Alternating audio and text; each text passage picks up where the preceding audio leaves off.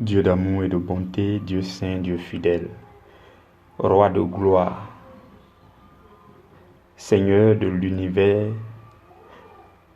je bénis ta grandeur, je bénis ta fidélité et je bénis ta sainteté. Merci parce que tu nous communiques, Seigneur, de ta nature à travers ta parole.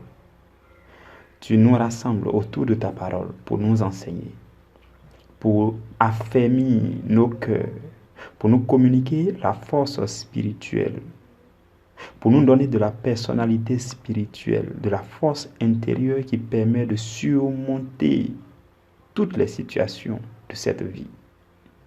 Nous te bénissons parce que ta parole est la force vivante, l'onction, la puissance qui nous est communiquée pour que nous puissions aller de l'avant. Ta parole est la motivation spirituelle qui nous est communiquée pour aller de l'avant avec joie, pour affronter toutes les situations et pour comprendre que en réalité, Satan est en dessous de nous.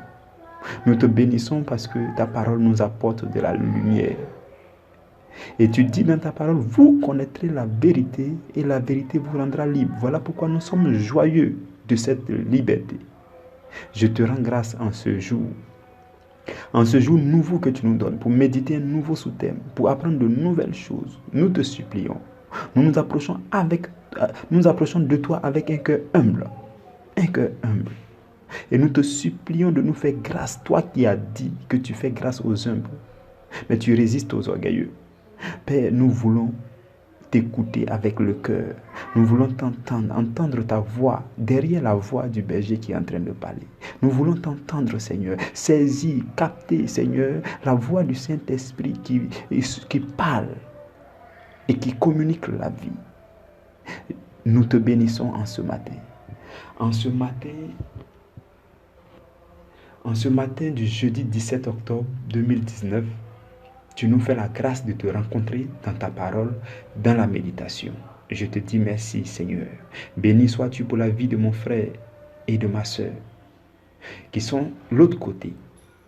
Ma prière est que le Saint-Esprit, Seigneur, soit avec eux à partir de maintenant, pour que tout soit sous le contrôle du Saint-Esprit, pour que ceux dont nous avons besoin nous soient communiqués, pour que ceux dont nous n'avons pas besoin soient écartés. Je prie, Roi des rois, que ta parole nous soit communiquée à nos cœurs pour notre transformation et pour notre triomphe dans ce monde. Amen. Frères bien-aimés dans le Seigneur, nous sommes encore rassemblés. Et nous sommes rassemblés pour méditer la parole de Dieu. Le sous-thème que nous avons à méditer, c'est les plus grandes épreuves de foi produisent les plus grandes récompenses. C'est ce que nous allons ensemble analyser. C'est ce que nous allons ensemble étudier. Et nous allons nous laisser conduire par le Saint-Esprit pour que ce soit une réflexion spirituelle et non charnelle. C'est pourquoi je requiers ton attention.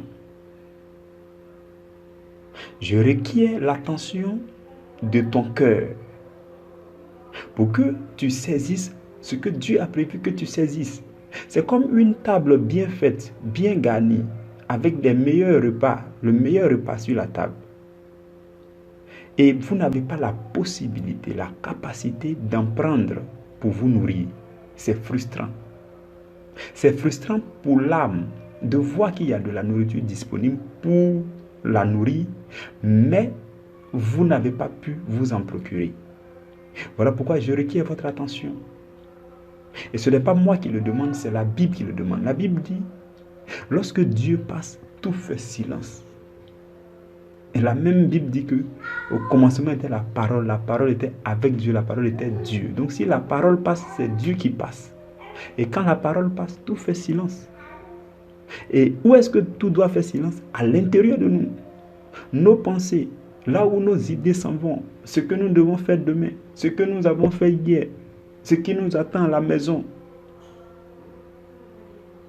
Ce sont ces choses qui doivent faire silence à l'intérieur de nous pour que nous puissions voir la parole de Dieu qui passe. Nous allons rapidement lire les 2 versets et je voudrais profiter de ce moment pour nous présenter les niveaux d'épreuves, les épreuves de la foi. Je vais nous présenter 3 niveaux d'épreuves de la foi.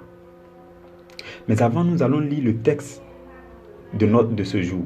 Nous allons lire 2 versets, les versets 17, 18 et 19. 3 versets, 17, 18 et 19 de Hébreux chapitre 11. Je lis la parole du Seigneur avec votre attention. C'est par la foi qu'Abraham offrit Isaac. Lorsqu'il fut mis à l'épreuve, et qu'il offrit son fils unique, lui qui avait reçu les promesses, et à qui il avait été dit, en Isaac sera nommé pour toi une postérité. Et le verset 19 dit, il pensait que Dieu est puissant, même pour ressusciter les morts, aussi le recouvra-t-il par une sorte de résurrection. Parole du Seigneur. Nous nous arrêtons là. Frères et sœurs, ces 3 versets présentent la foi que Abraham a manifestée. Et je voudrais aller un peu plus en détail avec vous. Après, vous pourrez reméditer ces 3 versets. Mais nous allons éclater ces 3 versets pour que nous puissions faire ressortir les 3 niveaux d'épreuve face auxquels le chrétien est. Donc, nous allons y aller rapidement pour tenir dans notre temps parce que c'est un long enseignement long et profond. Mais comme je le dis toujours, je crois que le Saint-Esprit a la capacité de nous communiquer ce condensé sucré mielleux là. Et il peut nous donner aussi la capacité de diluer au fur et à mesure, de digérer cela. C'est pourquoi j'insiste pour que ton attention soit disponible. Le premier niveau d'épreuve, frères et sœurs, les épreuves qui viennent dans la vie du chrétien sont comme des sacrifices qu'il doit faire. Surmonter des épreuves, c'est faire des sacrifices. Et donc, le premier niveau de sacrifice, c'est sacrifier sa propre volonté. Au début, nous acceptons Jésus. Le simple fait d'accepter Jésus comme Seigneur et Sauveur, ça veut dire que vous avez sacrifié un peu de votre volonté. Vous avez décidé de ne plus avoir un autre Seigneur. Vous avez décidé d'avoir Jésus comme Seigneur, de vous soumettre à sa volonté. Donc ça, c'est un premier niveau, le sacrifice de votre propre volonté. C'est-à-dire que vous ne voulez plus faire ce que vous voulez, mais vous décidez de faire ce que le Seigneur et le Sauveur veulent. Ça, c'est un sacrifice de votre propre volonté. C'est le tout premier niveau de sacrifice. Et Jésus, dans Luc chapitre 9, verset 23, il va dire à ses disciples, il dit, si quelqu'un veut venir après moi, c'est-à-dire que la façon dont vous avez décidé d'aller après Jésus depuis votre nouvelle naissance, il dit, si quelqu'un veut venir après moi, qu'il renonce à lui-même. Vous voyez, Jésus demande de renoncer à nous-mêmes. Il dit, si quelqu'un veut venir après moi, qu'il renonce à lui-même, qu'il renonce à sa volonté, qu'il renonce à ses désirs personnels. Donc ça, c'est ce que Jésus nous dit. Et dans Marc chapitre 14, au verset 36, Jésus lui-même va offrir sa volonté. Il va faire l'expérience lui-même. À Gethsémani, Jésus était proche de l'épreuve de la passion. Jésus devait subir l'épreuve de la passion qui vous a valu à vous et à moi la vie éternelle, le salut, le pardon de nos péchés. Jésus devait affronter cette épreuve. Il ne restait que quelques heures quand il s'est retrouvé à Gethsémani avec ses disciples. La Bible dit que cette nuit-là, il s'est avancé loin de ses disciples 3 fois pour prier. Et quand il priait, il a dit à Dieu que Père, toutes choses te sont possibles. Il disait à Dieu, Seigneur, tu sais que tu peux éloigner de moi cette coupe. Si ça ne tient qu'à moi, ce jour-là, la volonté propre de Jésus s'est exprimée. La volonté propre de Jésus, il a dit à Dieu, Seigneur, si ça ne tient qu'à moi, je veux que cette coupe s'éloigne de moi.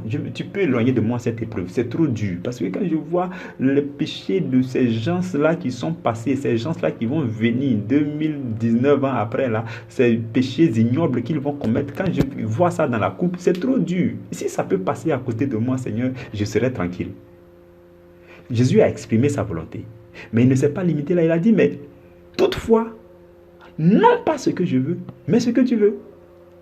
Donc Jésus a sacrifié sa volonté. Ce jour-là, la nature humaine de Jésus s'est manifestée.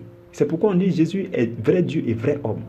Il y a des moments, sa nature humaine se manifestait. Donc, sa nature humaine, la souffrance dans son corps. Et ce jour-là, la Bible dit qu'il a prié jusqu'à ce que la sueur qui sortait de lui était comme des grumeaux de sang. Ce n'est pas facile de sacrifier sa volonté. Il se concentrait pour prier. Quand il voyait que c'était dur, il se concentrait. C'est pourquoi la Bible dit dans Hébreu, vous n'avez pas encore lutté contre le péché jusqu'au sang. C'est ce jour-là, Jésus a lutté jusqu'au sang. Il a lutté contre sa propre volonté. Il dit, non pas ce que je veux, non pas ma volonté, mais ce que tu veux. Ce que tu veux. Et il fallait que la volonté de Dieu soit acceptée par Jésus. Frères et sœurs, c'est le premier niveau de sacrifice. Notre volonté. Vous devez donner votre volonté à Dieu. Analysez dans votre vie, qu'est-ce que vous voulez, qu'est-ce que vous désirez. Il y a beaucoup qui disent, moi, voici mes principes. Non, moi, je suis comme ça. Moi, je n'aime pas ceci. Moi, je n'aime pas cela. Et le plus souvent, c'est des chrétiens. Dès l'instant que vous acceptez Jésus, votre volonté ne doit plus primer sur la volonté de Dieu. Ce ne sont plus vos propres principes qui doivent primer. Non, c'est la parole de Dieu. En chaque situation, vous devez dire, mais qu'est-ce que Jésus dit? Qu'est-ce que la parole dit? Il y a beaucoup qui disent, non, moi, c'est ma manière d'être. Non, moi, je n'aime pas telle chose. Non, moi, ce sont mes principes personnels. Si tes principes-là ne sont pas en ligne avec la volonté de Dieu, tu dois les abandonner parce que c'est cela qu'on appelle offrir sa volonté propre. Et ça, c'est le tout premier niveau. Nous allons nous arrêter là. Dieu nous donnera d'autres occasions dans le futur pour revenir sur ces choses dans plus de détails. Le deuxième niveau, frères et sœurs, de sacrifice, c'est le sacrifice des choses matérielles, les choses qui nous appartiennent. Le plus souvent, nous commettons l'erreur de penser que tout ce qui nous appartient, c'est nous-mêmes, notre propre force qu'il a acquis. Si ce n'est la grâce de Dieu, si ce n'est Dieu qui nous réveille chaque matin, qui nous redonne la force, qui nous donne son souffle, qui nous fait sortir, aller travailler, faire ce que nous avons à faire dans la journée afin d'avoir en retour un salaire, une rémunération. Ce n'est pas nous-mêmes qui le faisons, c'est Dieu qui le fait. Tout ce que nous avons, nous devons cela à Dieu. Nous devons tout à Dieu. Même le souffle de vie, la seconde même que vous venez de respirer, vous devez cette seconde à Dieu. Donc, c'est une grave erreur de dire que telle chose m'appartient, telle chose m'appartient. C'est pourquoi Jésus, dans une parabole, dit, tout ce qui est à moi est à toi. Donc, tout ce qui est à nous, c'est Dieu qui nous a donné. Et dans un autre texte encore, je crois, dans le livre de Actes, Paul dit, qu'est-ce que vous avez que vous n'ayez pas reçu? Et si vous avez reçu, pourquoi vous en glorifiez? Pourquoi vous en glorifiez? Donc, tout ce que nous avons reçu ça de Dieu. Et si nous savons que nous avons reçu de Dieu, nous ne devons pas nous en glorifier. Cela ne nous appartient pas. C'est un patrimoine de Dieu. Et nous sommes des intendants. Et nous devons être des intendants fidèles. Vous vous souvenez de l'histoire de l'économe fidèle. Donc nous devons être des intendants fidèles. Des intendants fidèles. Un serviteur fidèle. Une servante fidèle. Tout ce que nous avons, c'est Dieu qui nous donne. L'habit que vous portez en ce moment, c'est Dieu qui vous l'a donné. Les cheveux qui sont sur vos têtes, et quand vous tressez, vous devenez belle, c'est Dieu qui vous les a donnés. La belle figure que vous avez, et quand vous souriez, tout le monde sourit avec vous, c'est Dieu qui vous l'a donné.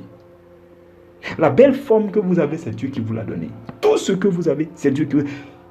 Toutes les richesses, votre compte bancaire, l'argent qui est dedans, c'est Dieu qui vous l'a donné. Vos enfants, c'est Dieu qui vous les a donnés. Bon, ça c'est plus facile à croire. La maison où vous habitez, c'est Dieu qui vous l'a donné.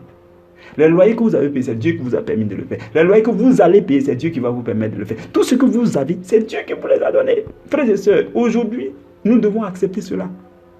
Et si c'est Dieu qui nous a donné, pourquoi nous en glorifier? Ça doit servir à la gloire de Dieu. Ça doit servir à la gloire de Dieu. C'est pourquoi dans Marc chapitre 8, verset 36, Jésus va dire, il dit, que sert-il à un homme de gagner tout le monde entier s'il perd son âme? Entre nous. Si vous voulez amasser toutes les richesses de ce monde et qu'au bout du compte, quand vous mourrez, vous partez en enfer, à quoi est-ce que ça vous aurait servi? À rien du tout. C'est pourquoi nous ne devons pas nous attacher à ces choses-là, à cette richesse matérielle. Nous devons considérer que cette richesse appartient à Dieu et que nous sommes des serviteurs. Dieu nous a établis comme gérants de cette richesse. Si nous considérons comme ça, Dieu va augmenter cette richesse. Parce que nous avons désormais la mentalité d'un gérant, d'un serviteur. Nous ne sommes pas responsables de la chose. Dieu est le responsable, le Père, le fondateur, le créateur. C'est lui qui a donné toutes ces choses. Et nous ne sommes que des gérants. Si nous voulons nous accrocher à ça, chercher ça, mettre toutes nos forces dedans, nous épuiser, mettre notre esprit, notre âme, notre corps dedans, on va oublier Dieu. Et si nous oublions Dieu comme ça, c'est comme si nous cherchions à gagner le monde entier. Et si nous gagnons le monde entier, nous sommes en train de perdre aussi notre âme. Et cela nous sert de rien. Souvenez-vous, il y a un jeune homme qui s'est approché de Jésus, dans Marc chapitre 10. Il a dit à Jésus, qu'est-ce qu'il doit faire pour hériter le royaume des cieux? Et Jésus lui a dit, bon, il faut que tu partes lire la Bible. Et puis tu respectes les commandements. Et Jésus lui a donné un échantillon de commandements. Il a commencé à lui dire, ne fais pas ceci, ne fais pas cela, honore ton père, ta mère, ceci, cela. Il lui a cité quelques exemples. Et puis le jeune homme va dire à Jésus, bon, depuis mon enfance, j'ai respecté tout cela. Qu'est-ce qui me manque encore? Vous voyez? Là, il ne sait pas s'il provoquait Jésus ou bien il disait quoi. Et Jésus va lui dire, il te manque une chose. Ça veut dire que vous et moi, la plupart du temps, si on observe bien, il nous manque encore quelque chose. Non, on est chrétien, on observe bien les versets bibliques, les commandements de Dieu, tout ça. Mais fouillez bien, vous allez voir qu'il vous manque une chose. Jésus va lui dire ce jour-là qu'il te manque une chose. Va, vends tout ce que tu as, donne-le aux pauvres. Et tu auras un trésor dans le royaume des cieux. Donc, Jésus est en train de lui dire, ce que tu as là, ce n'est pas pour toi. C'est pour tous ceux qui sont autour de toi. C'est pour le royaume de Dieu. C'est pour les pauvres qui sont autour de toi. C'est pour tes voisins. Donc, si quelqu'un est dans le besoin, vends et donne-lui. Si quelqu'un en a besoin, ne lui ferme pas la porte, vends et donne-lui. Et la Bible dit que ce jeune homme-là est parti tout triste. Tout triste parce que, là même, on dit qu'il est parti tout triste. Là, nous allons nous rendre compte que il n'a pas pu se soumettre, il n'a pas pu même passer le premier niveau de sacrifice de sa volonté. Parce que là, il vient de dire qu'il ne peut pas le faire et il est triste parce qu'il avait de grands biens. Il était déjà plus attaché à ses biens. Et donc, sa volonté n'était plus soumise à la volonté de Dieu. Et le plus souvent, ce sont nos richesses qui nous donnent de la joie. Ça, c'est très grave. C'est un autre point, une autre révélation que le Seigneur est en train de me donner dans ces 2 jours. Comment m'attacher à lui, rien qu'à lui, parce qu'il est la source de toute bénédiction. Et là maintenant, je suis en train de travailler sur moi pour que ce ne sont pas les bonnes nouvelles, les bénédictions qui font ma joie. C'est-à-dire que même s'il n'y a rien à l'horizon, même si la situation, il n'y a pas une bénédiction, il n'y a pas une bonne nouvelle à côté, la présence de Dieu seul doit pouvoir me mettre dans la joie, une joie inexplicable. Je dois pouvoir chanter, louer, adorer Dieu, même s'il n'y a rien à côté.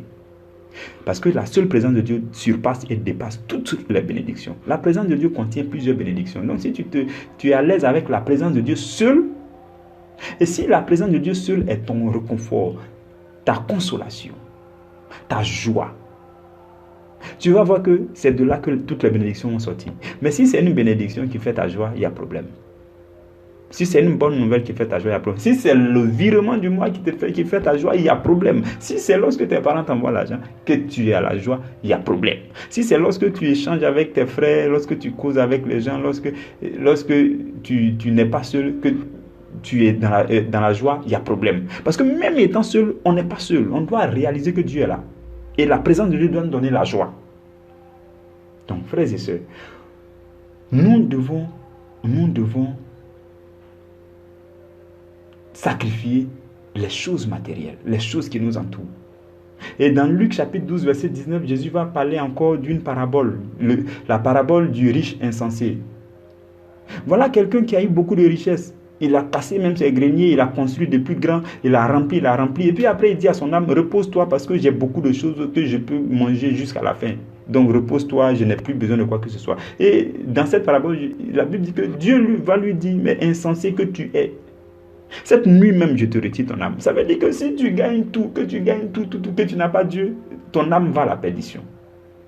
C'est pourquoi nous devons faire ce sacrifice. Et Paul, dans 1 Timothée chapitre 6, verset 17, il va dire à Timothée, recommande aux riches du présent siècle de ne pas être orgueilleux et de ne pas mettre leur espérance dans des richesses incertaines, mais de la mettre en Dieu. Nous devons mettre notre espérance en Dieu seul, qui nous donne avec abondance toutes choses pour que nous puissions en jouir. C'est ce que Paul dit à Timothée. Et la recommandation nous concerne aussi, frères et sœurs. Donc, dans ce deuxième niveau de sacrifice, c'est de sacrifier tout ce qui nous entoure. Tout ce qui nous entoure. Si vous avez remarqué, c'est ce que Abraham a fait. Abraham a sacrifié tout. Il a sacrifié non seulement... Quand Abraham était chez ses parents, sûrement qu'il avait des biens, il avait des plantations, des brebis, beaucoup de troupeaux, il avait beaucoup de choses, mais il a tout abandonné. Donc, il a sacrifié toutes les choses matérielles qui l'entouraient. Et en plus, Dieu va aller plus loin pour lui dire, il faut sacrifier l'enfant que je t'ai donné.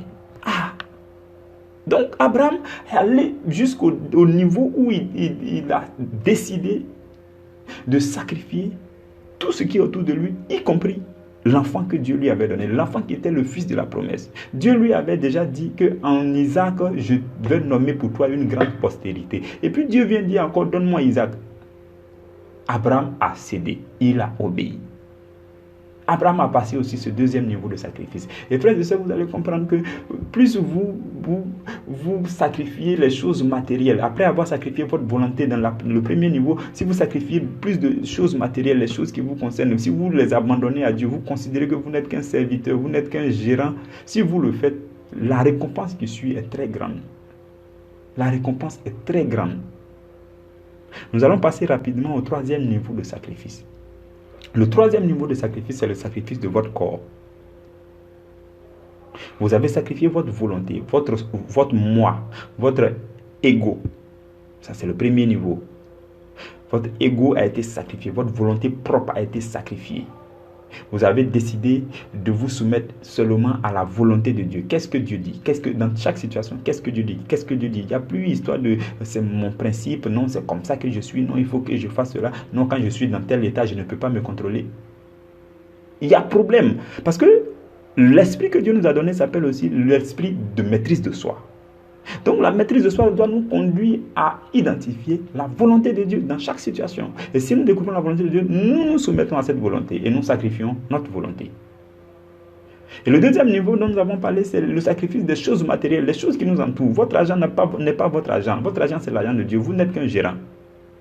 Donc apportez librement la dîme de Dieu. Dieu ne vous demande pas les 100%.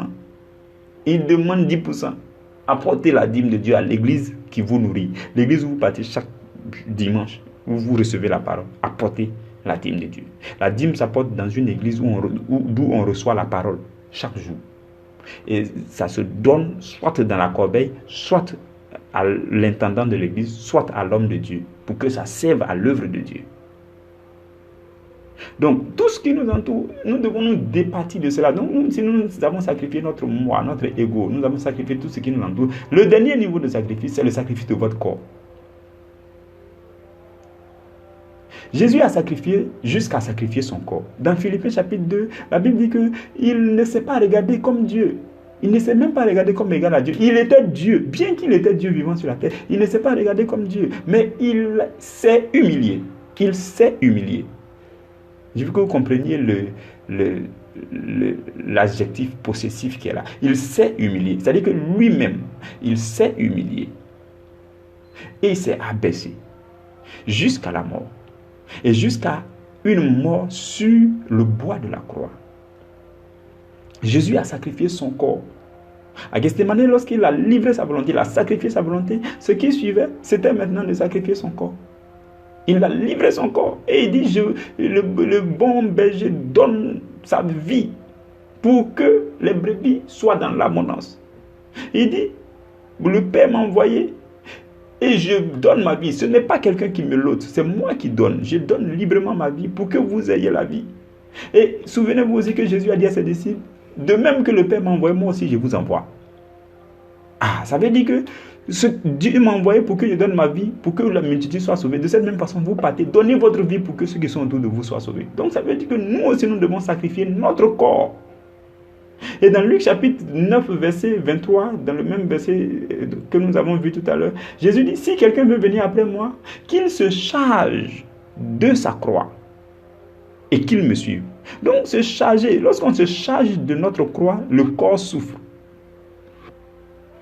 Donc le corps est sacrifié en se chargeant de notre croix. C'est-à-dire que toutes les difficultés qui viennent à nous et que nous surmontons et que nous luttons avec le corps pour y arriver, c'est le corps qui en souffre. Même les jeunes, le corps en souffre.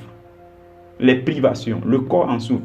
Donc quand vous vous privez de certaines habitudes, le corps en souffre. La chair, en fait au-delà du corps, c'est la chair qui en souffre.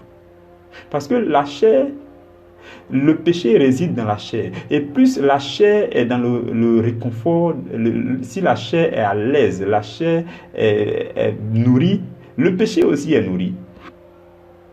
C'est pourquoi nous devons crucifier la chair. Et Paul va dire dans Galates chapitre 2, verset 20 que j'ai été crucifié avec Christ. Et si je vis, ce n'est plus moi qui vis. C'est Christ qui vit en moi. Donc, frères et sœurs, si Christ vit en nous, nous devons laisser notre désir charnel être crucifié. Nous devons livrer notre corps en sacrifice vivant.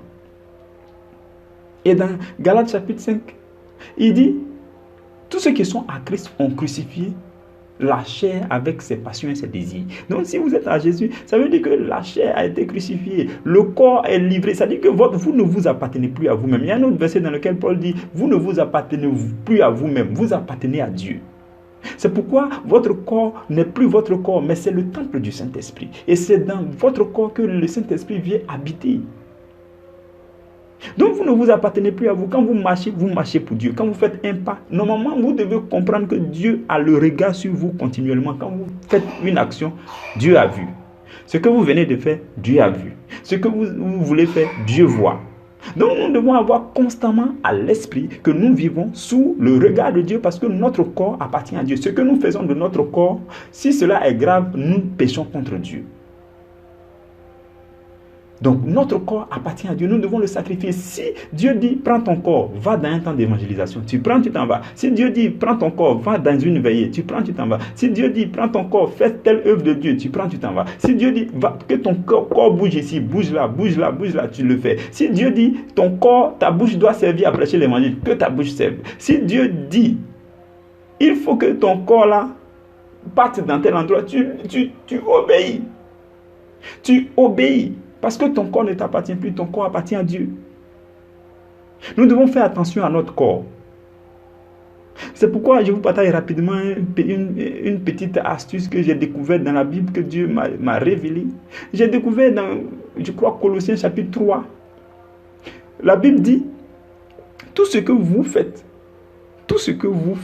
que ce soit en parole ou bien en action, faites-le au nom de Jésus. Tout.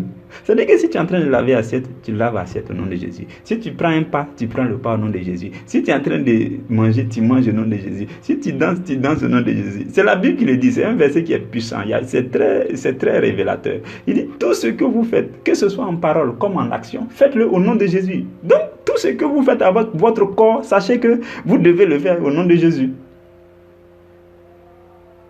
Et j'ai découvert que si Dieu permet qu'on se lave chaque matin et chaque soir, moi quand je vais dans la douche, je dis que avec quoi je me lave, ce n'est plus l'eau, c'est le sang de Jésus. Et quand je commence à me frotter avec l'éponge, je dis, je me lave au nom de Jésus. Et comme écoutez-moi bien, peut-être que cela va vous servir. Et j'ai pris, je dis, comme je me lave au nom de Jésus, toutes les parties de mon corps que l'éponge est en train de toucher, puisque mon corps est le temple du Saint-Esprit, toutes ces parties-là, vous recevez votre guérison, vous recevez votre soin au nom de Jésus. Parce que je me lave au nom de Jésus et que dans le nom de Jésus, il y a une puissance. S'il y a telle partie de mon corps que l'éponge est en train de toucher, tu reçois ta guérison depuis la peau jusqu'à l'intérieur au nom de Jésus. Et chaque jour, c'est comme ça qu'il me lave. C'est profond ce que je suis en train de vous dire. Quand je le fais, je suis dans la joie. Et quand je parle à mon corps, il dit, mais tu es le temple du Saint-Esprit. La maladie ne peut pas entrer en toi. Ce que je vous dis est puissant. De sorte que, même quand je constate des petites douleurs, je lui donne seulement que je me lave 2 fois et puis c'est fini, ça disparaît. Parce que je me lave au nom de Jésus. La Bible, tout ce que vous faites, que ce soit en œuvre ou en action, faites-le au nom de Jésus. Moi, je me lave au nom de Jésus. Je mange au nom de Jésus. Je parle au nom de Jésus. J'utilise mon corps pour la gloire de Jésus. Je m'occupe de mon corps au nom de Jésus. Je m'habille au nom de Jésus. Je marche au nom de Jésus. Je parle au nom de Jésus. Je fais tout au nom de Jésus. C'est très profond ce verset-là, frères et sœurs. Tout ce que vous faites, que ce soit en parole ou en œuvre, faites-le au nom de Jésus. Donc, frères et sœurs, le 3e niveau, c'est le sacrifice de notre corps. Notre corps ne nous appartient plus. Et c'est ce que Paul dit dans Romains chapitre 12, verset 1, que vous connaissez bien. Il dit aux Romains, je vous exhorte à offrir votre corps en sacrifice vivant, saint et agréable à Dieu. Le sacrifice là n'est pas un sacrifice mort, c'est un sacrifice qui vit. C'est-à-dire que vous vivez, votre corps est en sacrifice. Donc offrez votre corps chaque jour en sacrifice vivant. Vous vivez et puis vous êtes un sacrifice quoi. C'est-à-dire que vous êtes sacrifié. Voilà, vous vivez, mais c'est un sacrifice qui est en train de vivre. Parce que puisque ça dit un sacrifice vivant, saint et d'agréable odeur. Saint, ça veut dire que vous devez faire tout avec sainteté. Vous devez vous occuper de votre corps sainement. Votre corps appartient à Dieu. Donc, frères et sœurs, nous allons nous arrêter là aujourd'hui. Et je nous récapitule rapidement. Le premier niveau d'épreuve, de sacrifice, c'est le sacrifice de votre propre volonté. Et de remplacer votre volonté avec la volonté de Dieu. Le deuxième niveau, c'est le sacrifice de toutes choses matérielles. Et le troisième niveau, c'est le sacrifice de votre propre corps. Frères et sœurs dans le Seigneur, je bénis Dieu pour votre vie. Je bénis Dieu pour ce moment que nous avons partagé ensemble. Le temps ne suffit pas pour parler de ces choses en long et en large. Je rends grâce à Dieu. Ma prière, c'est que Dieu vous bénisse, que Dieu vous garde, que Dieu vous donne la force d'observer sa parole, rien que sa parole. Rien que sa parole. D'aller en profondeur à sa parole, de tomber amoureux, amoureuse de la parole de Dieu. Que la grâce de Dieu repose sur vous au nom de Jésus. Amen.